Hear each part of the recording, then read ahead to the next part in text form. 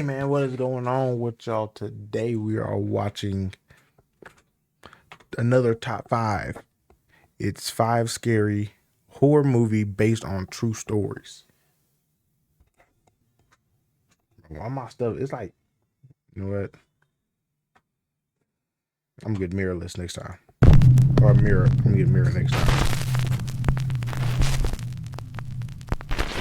5 horror movies based on true events. It says stories. Yeah, it says stories. Nightmare on Elm Street. In the Nightmare on Elm Street film series, horribly burned murderer Freddy Krueger invades the dreams of his unsuspecting victims and kills them in their sleep, which then causes them to die in real life. Turns out the idea of someone's death being caused by a nightmare is not fictional. In fact, Nightmare on Elm Street was inspired by a very real news story.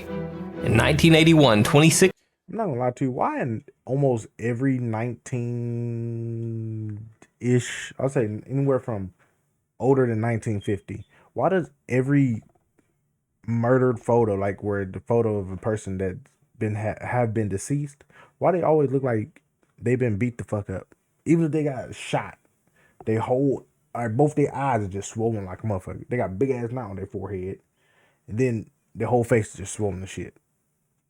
I don't understand that. They get shot and their whole face is swollen. healthy men from the Asian country of Laos died in their sleep, usually screaming out just before death as if they were having a terrifying dream.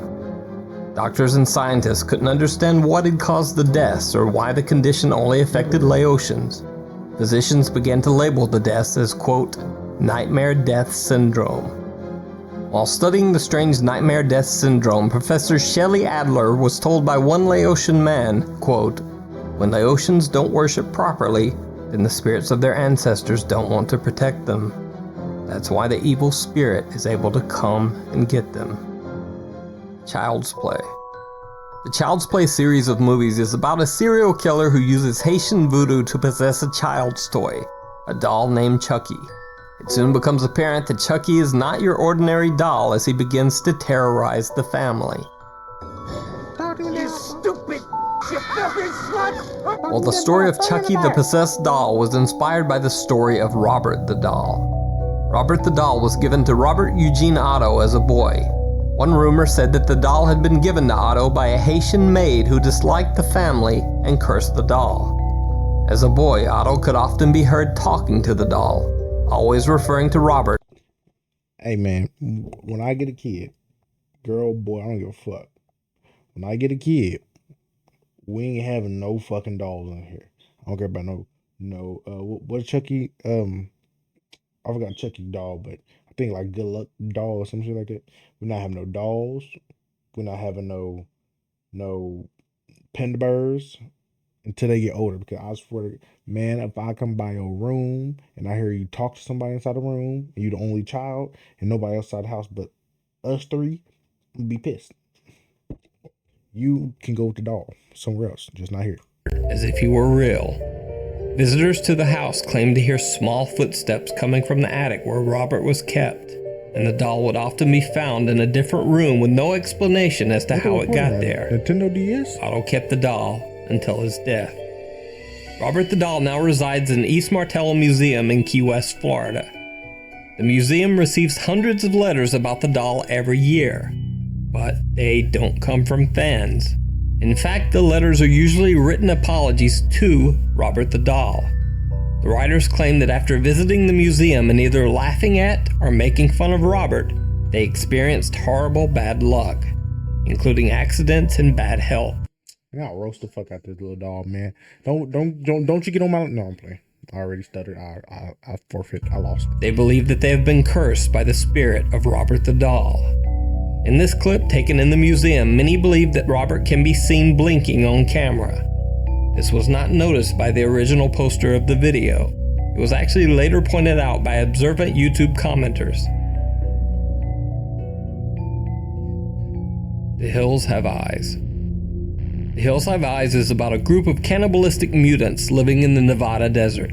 They murder and feed on any travelers unlucky enough to pass through their hillside home.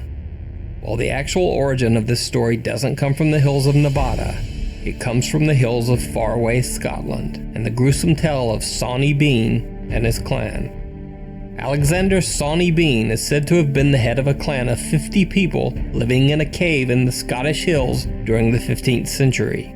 The clan lived a life isolated from the rest of society, inbreeding to the point that some members of the family had severe deformities. Sawney Bean and his clan are said to have murdered, mutilated, and even eaten over 1,000 people who traveled near their home. The clan was finally captured by a posse sent out by King James VI of Scotland. Allegedly, the entire clan were taken to Glasgow and Leith, where they were severely tortured and then executed for their crimes. Some believe the tales of Sawney Bean to simply be 15th century legend, but actual written accounts of the clan and their crimes do exist. Psycho, the Texas Chainsaw Massacre, and Silence of the Lambs. Now you may be wondering why I included all of these movies into one entry. Well, that's because of the simple fact that all three of these movies were inspired by one gruesome true story: the life of deranged serial killer Ed Gein. Well, I figured he was just perfect behind this one. Rather simple. Ed Gein, also known as the Butcher of Plainsfield, was arrested on November 16, 1957. When police searched his house, they found an absolute horror show. Ed Gein's furniture was handmade from human bones. They said bones. It's not bone, but bro, what the fuck? Just having that rub on your leg. I'm like, bro, get the fuck off me. That's crazy. Then you got this. Bro, what the fuck? That's a half of a face. That's the whole note, nigga. At least cut off the fuck is this? Belly buttons or nipples? Oh, that's wild. And they got nipples and belly buttons on the bitch. Covered with human skin. There were skulls that Gein had hollowed out and was using as soup bowls. There were body parts stored in bags and boxes. But perhaps the most bizarre of all, the authorities found female masks and costumes made of actual human skin. Presumably Ed Gein would wear these human skin suits when lounging around at home. When questioned, Gein said that he had started building his quote, woman suit after his mother's death because he wanted to become his mother. Ed Gein was deemed mentally unfit to stand trial and died in an insane asylum years later. But his grotesque legacy of real-life murders, grave robbings, and insanity went on to inspire the fictional characters of Norman Bates in Psycho, Leatherface in the Texas Chainsaw Massacre, and Buffalo Bill in the Academy Award-winning movie The Silence of the Lambs. It rubs the lotion on its skin or else it gets the hose again. The Possession. The 2012 horror movie The Possession might not be as popular as some of the other titles on this list, but the true story behind the movie might be one of the creepiest tales of all. On her face. The Possession movie is about a young girl who gets an antique box that is haunted by an evil spirit. Turns out the ancient case is called a Dybbuk box and is used to trap. Bruh, who remember them? I'm Jay Station used to have them? Oh, and he got a new YouTube channel too. Crazy. Demons, keeping them locked inside. Well, the real-life story of the Dybbuk box came straight from the internet, or more specifically from the online auction site eBay. An antique collector named Kevin Manis offered a wine cabinet for sale. He claimed that the wine cabinet was purchased from the estate of a deceased 103-year-old Polish woman and carried a horrible curse of an evil spirit. He said he wanted to get rid of the Dybbuk box after many strange misfortunes had befallen him and his family, including his mother having a stroke after he had given her the cabinet as a gift. While the box was in his home, Kevin claimed to have violent nightmares from which he awoke with scratches and bruises, and later he even claimed to have seen, quote, strange dark creatures lurking around his home. Now, as weird of a sales pitch as that might be for an eBay item, apparently someone did want the Dybbuk box. Kevin Manis sold the cabinet to a student named Iosif Nietzsche.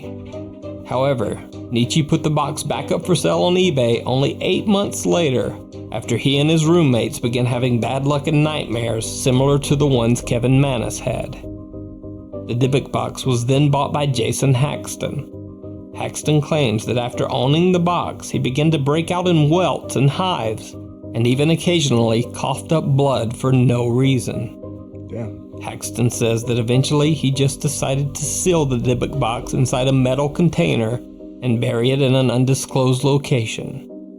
He has never told anyone where he buried the Dybbuk box.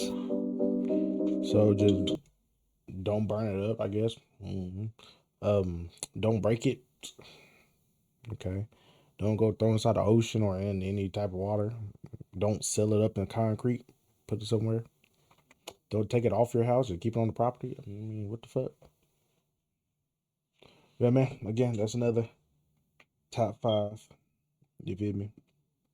Appreciate y'all for watching. If you want to watch more, you already know what to do. See y'all next one.